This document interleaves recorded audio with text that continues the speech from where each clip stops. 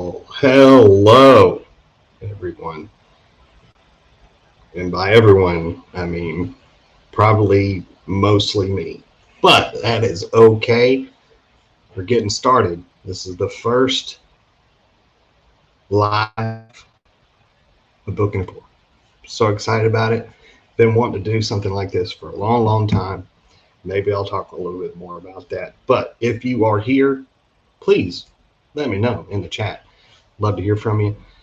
And let's talk about a book and pour. First off, let me say this. Happy Easter, everyone, to all of you who are celebrating or did celebrate today. And if you didn't, no worries. Don't care. But I care. But you know what I'm saying. Anyway, all that to say, I'm Nathan.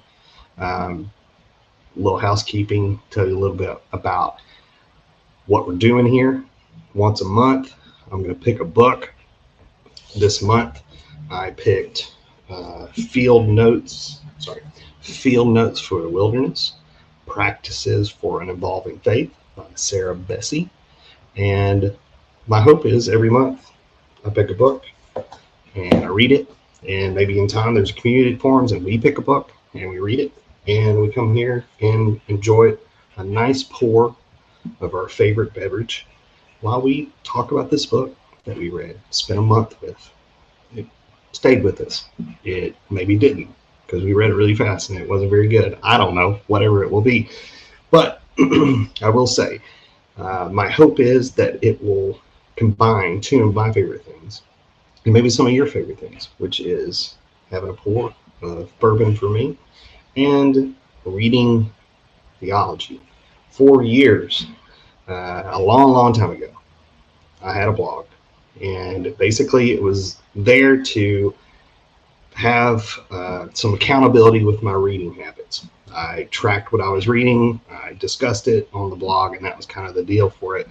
Then I started a podcast for a little while where I would interview authors or different kinds of people and talk about the one thing that they had in the world. And I haven't done anything like that in a really long time, and I have the time. And I want to do this stuff. I enjoy doing these things. It's actually very helpful to me. I'm writing a little bit more. I wrote a book a long time ago, a couple of years back. It wasn't a long time ago, but a couple of years back. And enjoyed the process of the study and the reading for that. And so for me, that was one of the reasons why I wanted to get back to this. So a little background on me. I'm Nathan. I'm writing again. A lot about me right now. Hopefully in time it'll be about other things, but it's an embodied practice that I'm doing. I'm a lot of things, but I am a minister is one of those things, and so this is a spiritual practice for me in some ways to kind of just be exploring the things that are capturing my attention and speaking to me in whatever faith place I'm in right now, which is one of the reasons why I chose Field Notes for the Wilderness, is because of where I am. I'm in a big shift in my vocational life as well as where I am spiritually.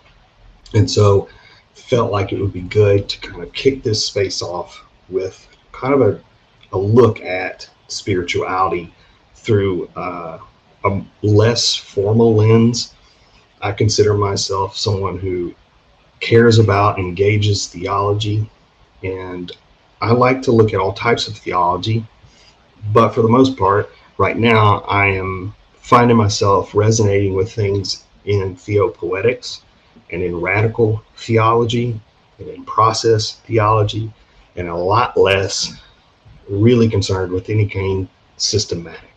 So if that's you, if you come from a more evangelical or systematic approach, hey, I'm glad you found a place. That's not the place I found. In fact, I have never been in that place, and I really stopped being in that place if I ever was there when I was around 16 years old and had an experience in my life that kind of forced that out of me, if it was ever in me at all. And I've been walking in faith in a lot different sense than I would think a lot of my peers, but also found a lot of light posts and guides along the way. As Sarah talks about in her book, I found people that were good guides now that I've crossed over in this new space. So anyway, this is an embodied practice for me, and I hope that it becomes an embodied practice for whoever wants to be a part of this. I'm excited to be doing this. So before we hop into the book, Field Notes for the Wilderness, it's called a book, yes, and a pour, because I think a good dialogue, a good discussion, it happens a lot of times around a good pour or something. Maybe you're not a drinker. Maybe you had a problem with drinking and you don't do that anymore. That's fine. I'm not advocating that for you. It's a thing that I enjoy doing. And I mean, not that maybe most people enjoy some sort of drink, but maybe it's sweet tea. But around a good beverage, I've had some of the best conversations, some of the most insightful, some of the most heart-wrenching, and some of the most beautiful spaces have been around a pour. So tonight, to kick off the first book in a pour, if you're interested and you're here, let me know what you're pouring. But for me, bourbon is my choice of pour if I get to have a choice in it. And I found a app through a bourbon site, SLB, Bourbon Bar. If you don't watch those guys, you should watch them. They're great. They started an app called Only Drams, ONLYDRAMS, and it's for us bourbon drinkers to keep track of our bottle collection. As a part of the app, one of the cool things to do is you can track all the bottles you have, but it has a dice, which I don't know if you can see that. Anyway, you can pick your pour. And so tonight I dialed it up, and my pour this evening ended up being a very good pour, and I'm very thankful for it. But I am having Weller Special Reserve, picked by Only Drams. I will show you my bottle. Here it is. If you've never seen Weller Special Reserve, this is a very sought after. People might say it's allocated, like hard to find. I feel like it's easier to find probably than some of the allocated ones I can think of. But what's special about it is a cheaper bourbon, MSRP. Now you can find it in some places; it's a lot more expensive. And it is the same mash bill as a very fancy bourbon that people seek after, called Pappy's. And anyway, this is a pour that I'm having of Weller Special Reserve. I hope in future episodes I'll talk a little bit more about bourbon and mash bills and where it comes from and that kind of stuff, because I think that would be fun. But tonight, having Weller Special Reserve, it's delicious. I don't know, just very sweet. That's kind of the note that you get with it. But anyway, to start off, I should have done this before I just took this drink, but it's too enticing, can't help myself. My friend Corey, who may or may not watch this, does a thing when he's cheersing, and I want to practice that on each book and pour and say to you that never above you, never below you, always beside you. Cheers, everyone. I am glad that you are here, and I am excited to talk more about Sarah Bessey's new book. It just came out a few weeks ago. If you got a chance to read it, great. Not, I would suggest you pick it up, particularly if you are someone who is interested in discerning your own spiritual journey. Maybe you're in a place of trying to figure that out. Maybe it was something that you were very devoted in your faith for a long time, and now you're not. I would highly suggest picking this book up for those people who are traveling, as she calls it, the wilderness, and wanting to learn how to embrace faith again. But if you're a person that's, on a different spiritual journey, Sarah Bessey is talking about the Christian faith. So maybe that's not your spiritual journey right now, and it's not really the one that you're leaning into. There's still some helpful probably practices and notes within this space that might be interesting to you. But all that to say, Sarah Bessey, I came across her years ago. She had a book out called Jesus Feminist. I couldn't tell you, I didn't look it up, how long ago that was. Unfortunately, it's one of those books you buy and you have every intention of reading, and it sits on your shelf. And that's what it did. I never picked it up. Couldn't tell you anything about it, unfortunately. But that's how I came across her name. Now, I've known it for a while, but this is the first book I've read by her. I realize I just misspelled her name in the notes. It's E-Y, not just Y. But anyway, all that to say, she is Canadian, and we learn that her Christian faith began and was rooted in a more evangelical, name it, claim it kind of theological background. And I would say that this book speaks, I think, in a way that is more general.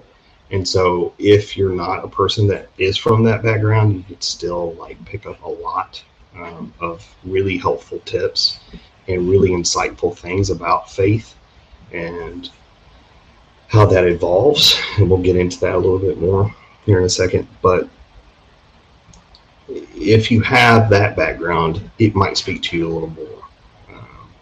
I grew up in a Southern Baptist context, but not in a way that maybe Southern Baptist is perceived these days. It was not very rigid. At least my upbringing didn't feel that way. Now, I think because of my context, I, as you can probably tell from the South, grew up in Middle Tennessee, and obviously that was a foundational piece.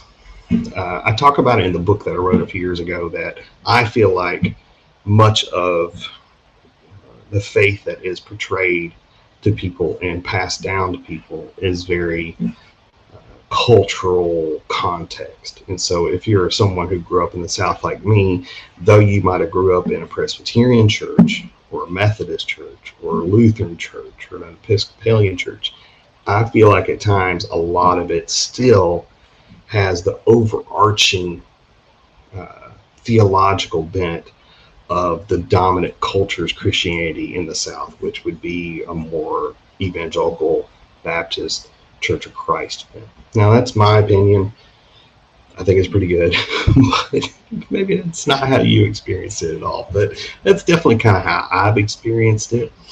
But ultimately, all that to say, general impression of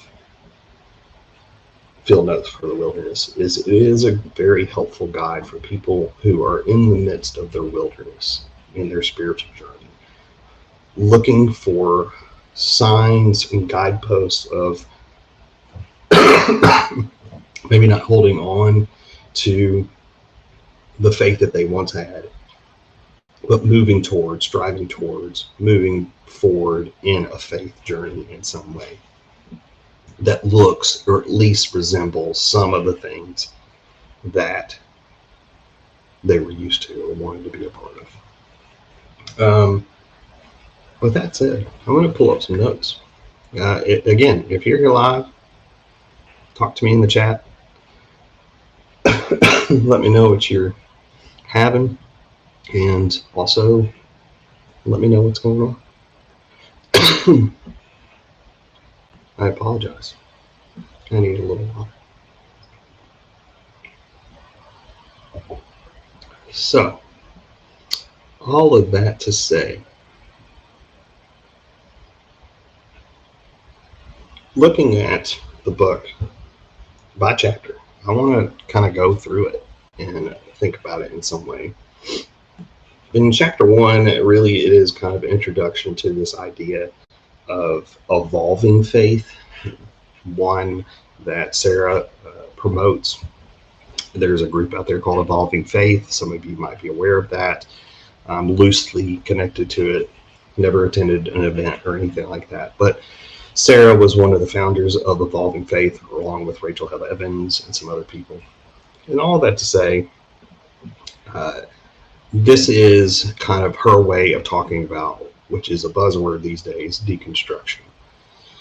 Which deconstruction has been, it's something that has been talked about for a while now, but it's also something that came from a philosophical point of view, and it comes out of something that is not necessarily theological, but became theological, and kind of as deconstruction through Jacques Derrida kind of infiltrated the culture.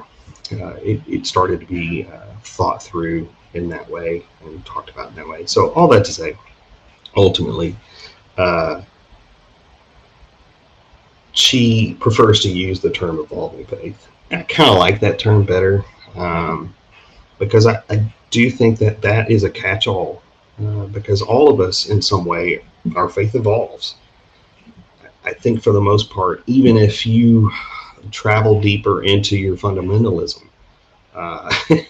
and into the faith that you were brought in to, in some way, it is evolving. And so I do like that term, though in some ways deconstruction is helpful as well. And I don't mind that term. Just for me, evolving feels a lot more resonant versus deconstruction, where I think I was so young when that began, that process of deconstruction. And I feel like I have existed in what she calls the wilderness my whole adult life. I mean, even in my teenage years, I believe I walked into the wilderness for the first time, and I'm not sure I've ever left. I found homes here and spots to kind of learn more and to rest in. So all that to say, that's kind of chapter 1 of what does it feel like, and the loss of the faith that you were clinging to or brought up in, and the grief that comes from that. And that goes into chapter 2, where ultimately we're talking about grief and how much of when the shift happens, or we start to evolve, or deconstruction begins, it starts with a grief of what we've lost. And then there is this kind of stage of where some people double down and some people burn it down. And I don't think I've been in either space. It's hard to say. I have lost some faith,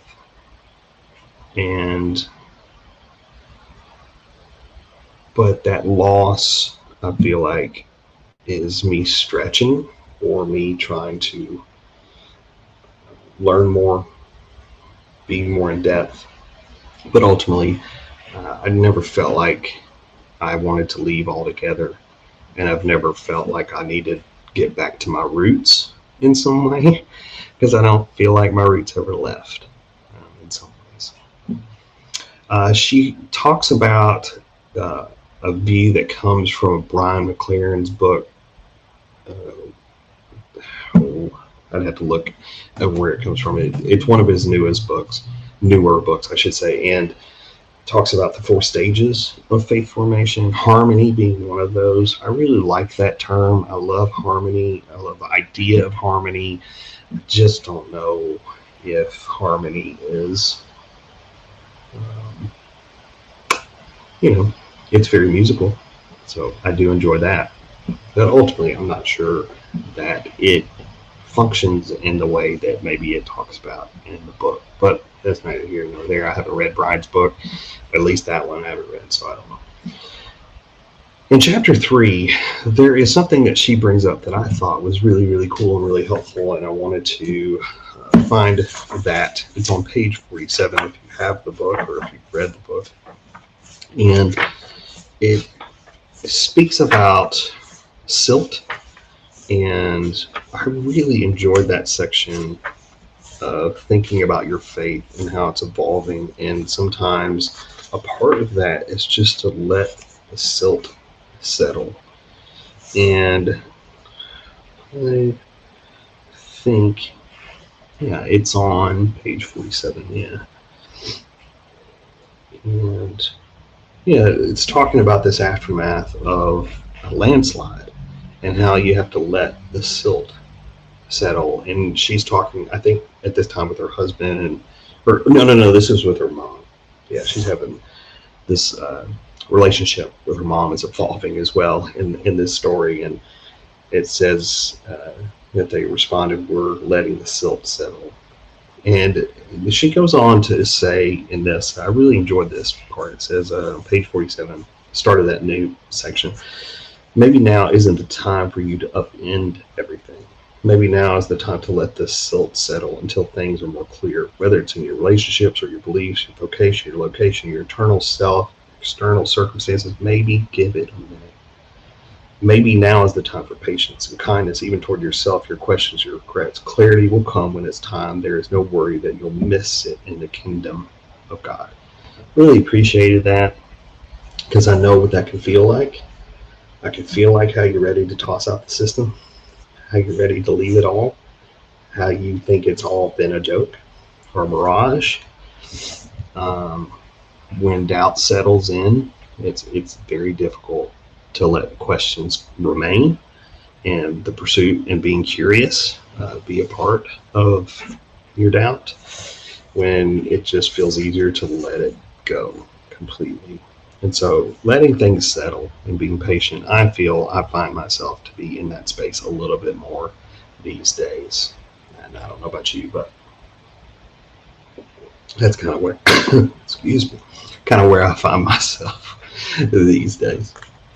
And then in chapter 3 also, something that's really stuck with me, besides this catch and release part, but she ends this section of the book, and she ends every section of the book with kind of like a little note, a little thing, as she kind of begins each chapter too with like deer or something.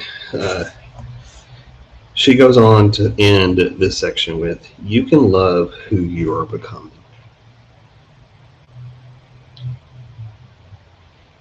If God is love, as we say, I believe that sentiment, you can love who you're becoming, has a lot of weight. And on Easter, thinking of love in the way that it was given in that story, what a beautiful sentiment to hold on to and take in as you think about your evolving faith.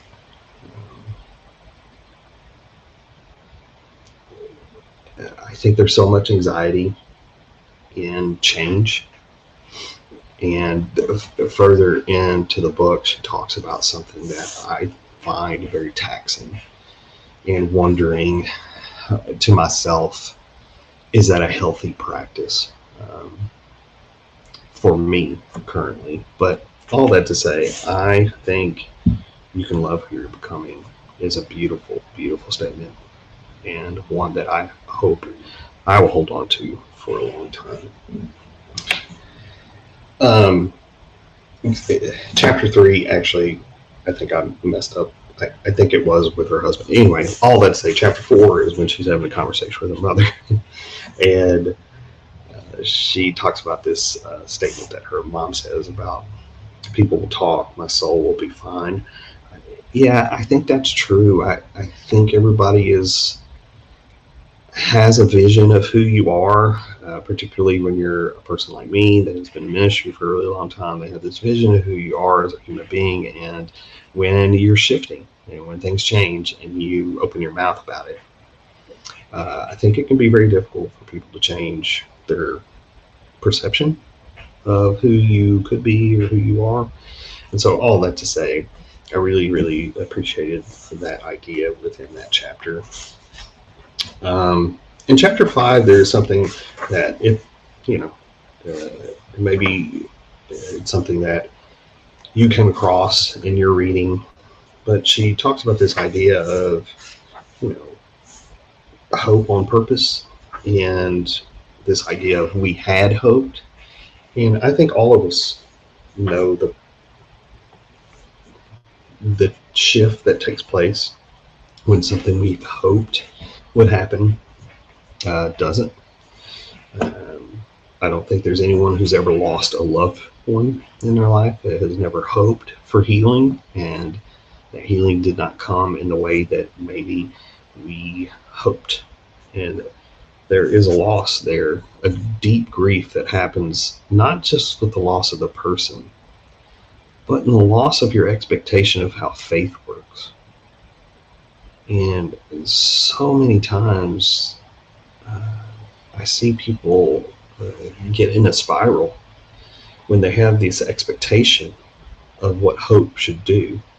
And I know that I've been there, still in there at times, that I fall into that trap of thinking I know what's hope gonna happen, and then fall into the mess of what it is and isn't.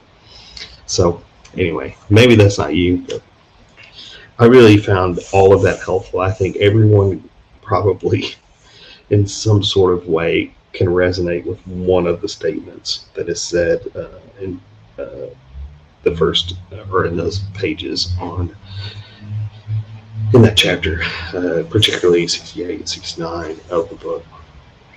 And in chapter 6, there's this idea of learning to not pretend anymore. There's a freeness in that, to stop pretending. In page 89 on the third paragraph, the first sentence, it says, "Stop pretending that your church didn't break your heart." If anyone has ever been a part of a faith community, a church, in some probably form or fashion at some point or another, it has broke your heart. Unless you are a part of the power structure. I think any of us who have been a part of a faith community, whether that be in my position as a minister, or in a position of being a member, or just a person who's a part of the community in some way,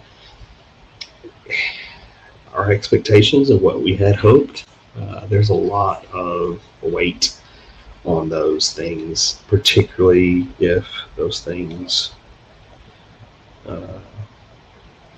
don't come to fruition. And the heartbreak that's experienced in that, I've seen it with people, I've been with people in those moments, and I've also sat with it, and how I've been a reflection of the church and have broken people's hearts, and how the church has done things in my life and has broken my heart.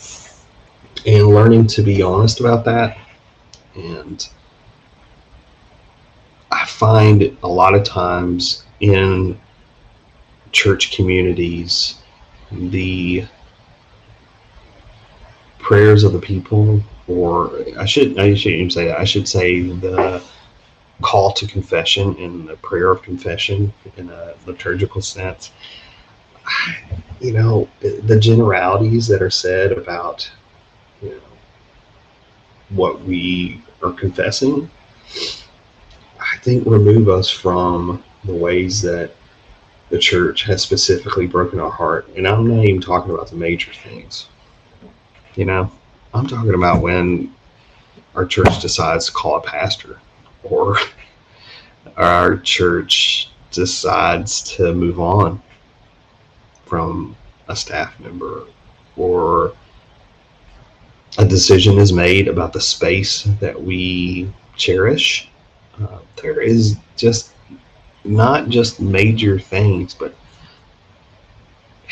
I hate to say minute things, but there are times where those things really can break our hearts. And maybe that's just the straw that broke the camel's back, as they say, and it's a lot of other things. And it's not just that one thing, but that one thing is the catalyst for our brokenness and how we feel. about those things. Moving on, in chapter 7, there's this idea of making room that I really resonate with, and I don't know specifically. Make room for fascination and amazement.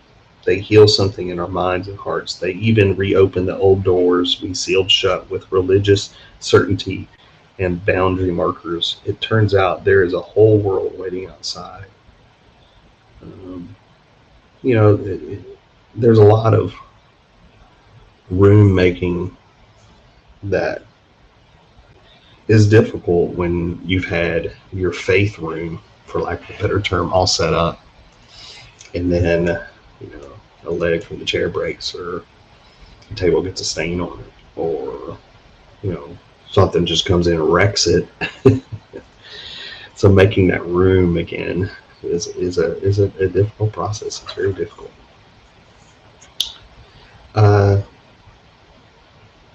There's other things in the chapters 8, 9, and 10 that stand out to me that I enjoy about the practices, and thinking about love and prayer and things. But there's something in chapter 11 that I wanted to note here. And in that, there is this idea of expanding your practice of belonging, right? And it's a chapter heading, and she says, so I wonder if you could expand your practice of belonging. It can include a more formal church congregation, of course, but it isn't limited to that. This will sound like a gotcha from a former youth pastor, but it's still true that we don't go to church. We are the church. No one gets to take Jesus away from you. No one gets to disqualify you from the church. Yeah, I agree. I agree with that. But also the energy it takes to be a person who doesn't feel like you belong, to manifest belonging, it takes a lot of time and energy that maybe you don't have, and I certainly have lost a lot of energy towards trying to make that kind of space. I think that it falls into sometimes this journey of like feeling like you have to be all these things that you want and desire, and try to create that space or be a part of that space. And it's very hard to be a part of anything that will fulfill you completely, and check all the boxes. I feel like it's just the energy that takes to practice belonging. Maybe it wouldn't take so much energy if we were all practicing making space and making belonging a priority. But I think a lot of people think they are, because they feel like they belong, and so they feel like others. And that probably is true for some. But it's not going to be true for everyone. And even in our best efforts to create space and make belonging, it's still not belonging for everyone. So I don't know. I sit with that, and I resonate with it. And I go, yes,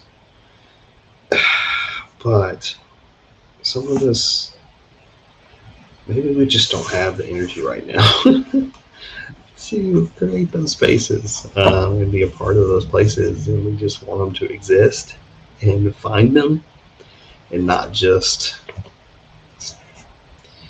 put in the time and energy again and again and again to try to make that space. Anyway, it's probably not anything to do with what she is saying, and it's just the way it hit me in my place right now. Chapter 12. Looking for good teachers. There's so many good teachers out there. I'm telling you, if you're in a spiritual wilderness, there are so many people who have journeyed that path or are continuing to journey that path that are doing some great writing. On Substack, I'm writing there, but there's so many people out there processing things, and just really helpful to be able to read people's minds that are not so years in the making. A lot of times we encounter a book like this. This is not something that was cultivated in a day or in a thought. This took years and experiences in years. And so Substack's so nice because I feel like a lot of the things that I read there is just like in the now, or things that people are processing in that moment, which I think is super helpful and great. But one of the things I love here in this chapter is her talking about how in page 144, the opening first paragraph, sometimes it's religious leaders who gaslight us into believing that bad fruit is actually good fruit. Yeah. Yeah, I can think about a few things that I feel like have been instilled or have been taught by people who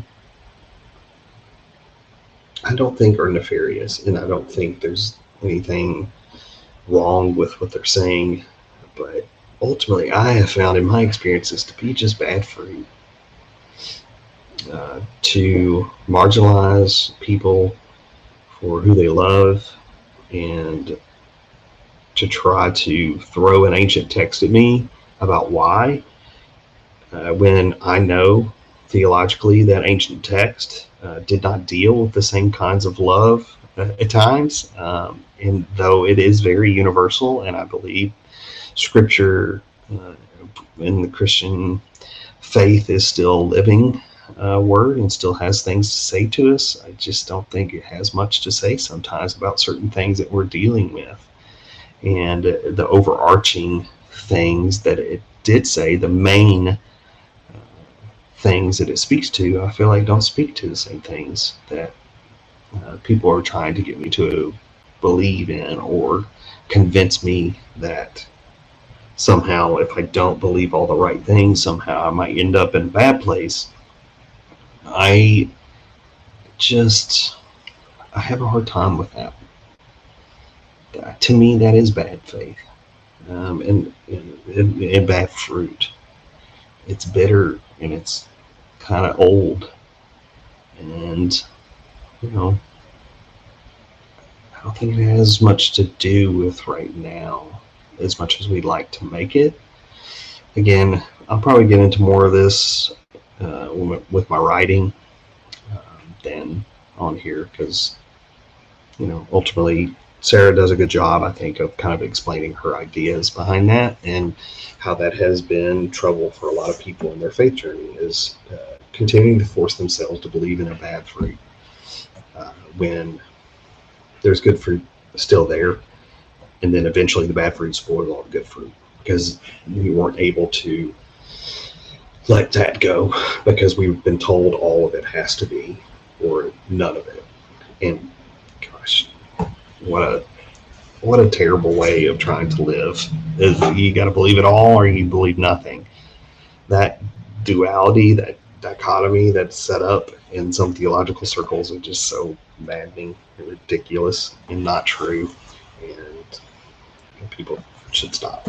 Which leads to chapter 13, where she talks about this idea of like, hey, it'd be really good to learn how to just keep and toss and repurpose, and that's okay. There are things that you want to hold on to and keep, and that those could be good things. Like she talks about prayer, but there's probably elements of that that maybe aren't good. There's bad fruit within that good fruit, and how do you kind of toss that out or in some way repurpose the practice and how you're feeling. Years ago, I read a book by Ben Campbell Johnson.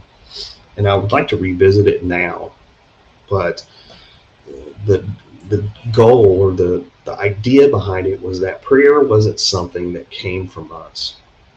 That prayer was something that was given to us by God. And that when we feel strongly in our prayers towards something, it's because God has given us that to feel strongly about. And I really, for a long time, held on to that idea that I always wondered why everybody's prayer life was so different, you know?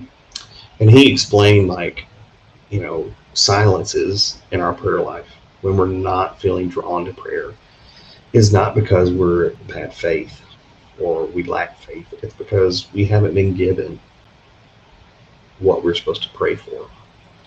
And I thought that was an interesting concept. And he goes on to talk about, like, the ideas behind that. It's not just a one-page book. So there's a lot more in there. I'd like to revisit it. I don't know how I feel about that now, but at the time, for many, many years, I really thought that was a curious way of seeing prayer, not really one that I had been brought to believe in. Most of the time, I was heard that prayer was us communicating to God, and not really God communicating to us unless we sit in silence and we hear God talk to us specifically. And so he talks about that and saying that prayer is God speaking to you as primary speech, and then there's a secondary speech, which is a majority of our prayer life, which is God inputting things into our experiences or into our life to feel strongly about to pray for. All that to say, that's not what Sarah is talking about here, those ideas, but she is talking about this idea of how do we keep and toss and repurpose these things as we move towards this kind of new spiritual life that we're trying to be a part of. And I don't know, for me, I really enjoyed that. I thought that was really good. And I don't know about you all. Maybe you watch this later, maybe you'll never watch this, but I really, really enjoyed that. And I thought that was really helpful and good. Overall, field notes for the wilderness. It was really, really helpful. And I felt like there was things in that I was like, gosh, this is someone who knows what I've been going through or have gone through. And then at times I felt like, this isn't for me. And I think I appreciated at the outset of the book, her basically saying that, like, this journey is different for all of us, and it won't be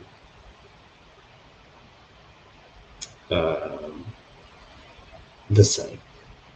So all that to say, I enjoyed reading this. I would recommend to people who are in a spiritual wilderness in some way, pick this up. I think Sarah has a lot of good, helpful things to say and can guide you in that space.